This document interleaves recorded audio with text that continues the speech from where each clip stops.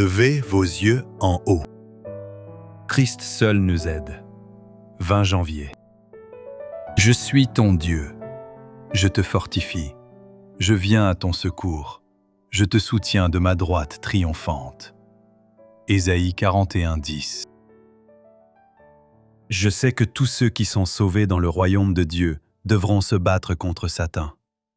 Et je sais qu'il utilisera tous les moyens possibles pour vous lier à lui.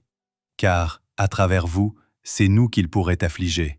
C'est notre courage qu'il pourrait affaiblir. Il pourrait nous imposer un surcroît de soucis.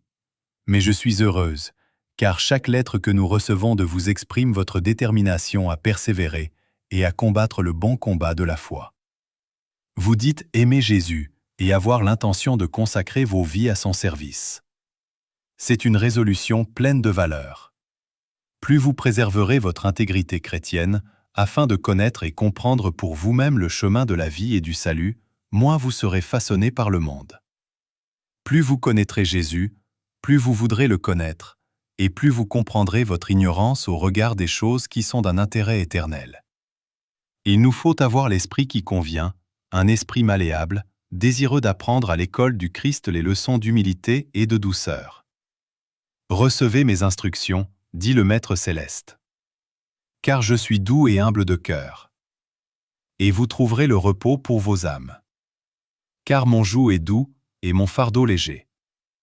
Matthieu 11, 29, 30. C'est lorsque nous cherchons à porter nous-mêmes nos fardeaux et que nous nous plaçons sous un joug de notre fabrication, que le joug semble douloureux et que le fardeau devient lourd. Nous avons besoin de la douceur du Christ. Alors les peccadilles ne nous irriteront plus. Nous travaillons peut-être avec ardeur, mais ce n'est pas tout ce dont nous avons besoin. Il nous faut la véritable compassion chrétienne. Notre désir est que la volonté du Christ recouvre notre moi et notre volonté. Nous ne devons voir que la gloire de Dieu. Notre désir est de travailler continuellement pour l'honneur et la gloire de Dieu. La solidité de nos principes sera mise à l'épreuve, de même que notre loyauté. J'aimerais que tous puissent voir, comme je les ai vus, les efforts intenses, âpres et persévérants de Satan pour tenter et tromper. Sa vigilance ne se relâche jamais. Le chemin des âmes lui est ouvert parce que celles-ci ne prennent pas garde aux avertissements que Dieu leur a donnés. Beaucoup s'offrent à la tentation de l'ennemi. Ils marchent si imprudemment qu'ils deviennent une proie facile. Ils ouvrent en grand la forteresse de leur âme et l'incitent à entrer, se plaçant eux-mêmes dans des situations où ils vont se trouver pris au piège. Nous devrions être ce que Dieu a voulu que soit son peuple.